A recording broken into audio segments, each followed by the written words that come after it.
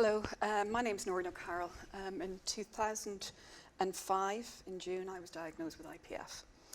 I'd like to thank ILFA today for inviting me to talk about IPF from the patient's perspective.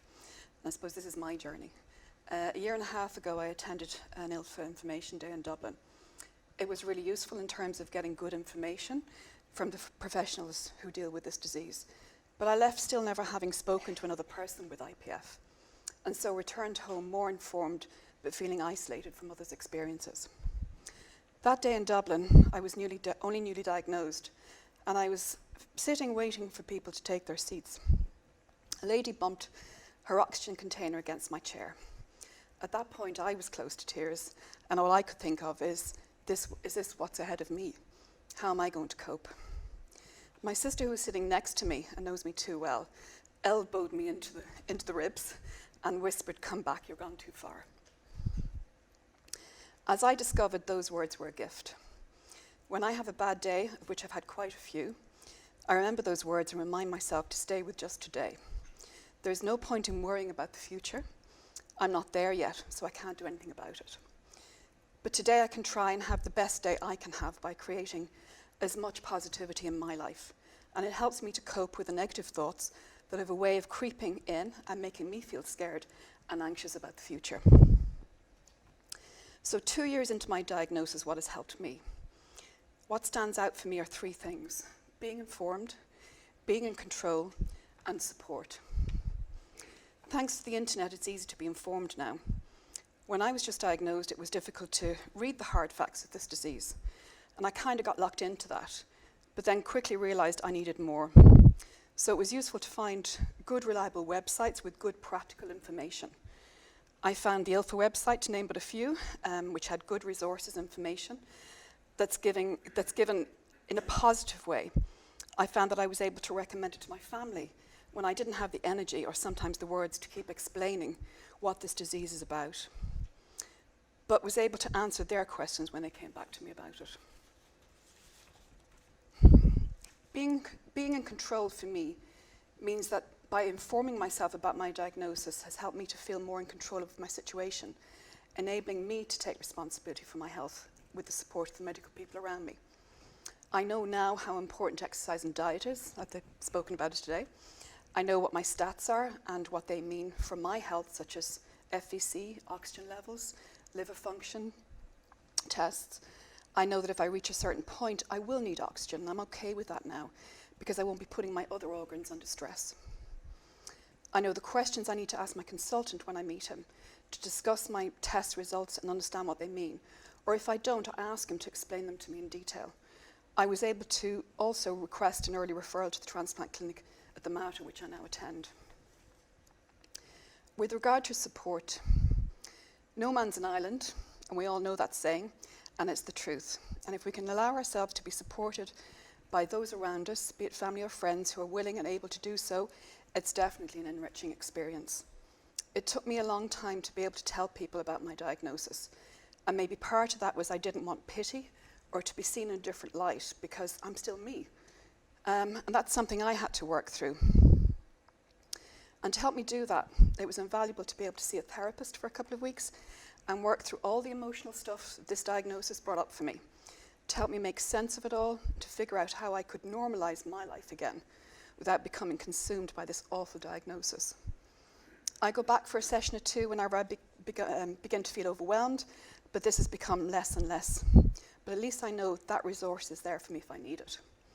Some of you may be already aware that within primary care services, you can access free counselling. You can be referred by a GP for 6 free sessions. So just ask. I also discovered that even though I was attending my consultant privately, some hospitals have designated IPF centres. And when I asked my consultant if I could access this service, which happened to be in my local hospital, he was able to refer me, which means that I'm linked into the respiratory clinic. I'm able to access the pulmonary rehab with the physiotherapist on the team, and I meet the respiratory nurse on a regular basis.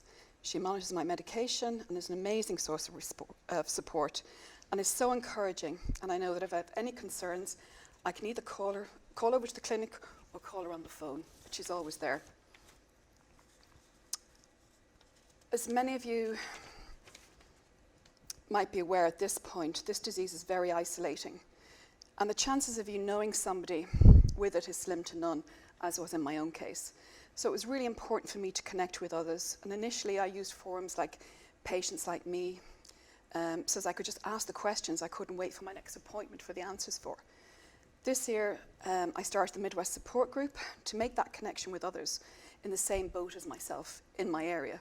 Support groups aren't for everybody, but I can honestly say I really enjoy meeting the men in our group. I'm still the only woman. I'm still waiting for them to come and join us. It's slow getting off the ground, but that's okay. But it's about what we learn from each other. And in particular, we have a gentleman who attends who's had a lung transplant. And for me, it makes me feel positive and hopeful for my future. And last but not least, and most importantly, our families, and those of us lucky enough to have them in our lives. Last October, the Limerick Ladies Mini Marathon took place, and I decided to do a fundraiser for ILFA. And anyone that knows me will know that I'm allergic to walking. I'm a lazy mare. So this was a big deal for me. But also, I was asking people to support me, but then I had to tell them why I was doing this. But before I knew it, my family decided they were doing it as well. Even my 83-year-old mother was getting on the act. I had to call that one and tell her she was the official tea lady for the day. My son Stephen was renamed Stephanie and was given a wig to wear for the walk. But that day showed me that I don't have to do this on my own. My husband and my family are my biggest source of support, and they'll also always be there for me. I just have to allow them to share this journey with me, and I'm grateful every single day for that.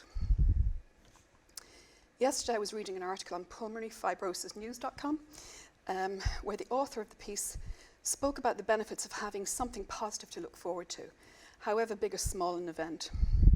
That it's a chance to reclaim from IPF a bit of control over her life.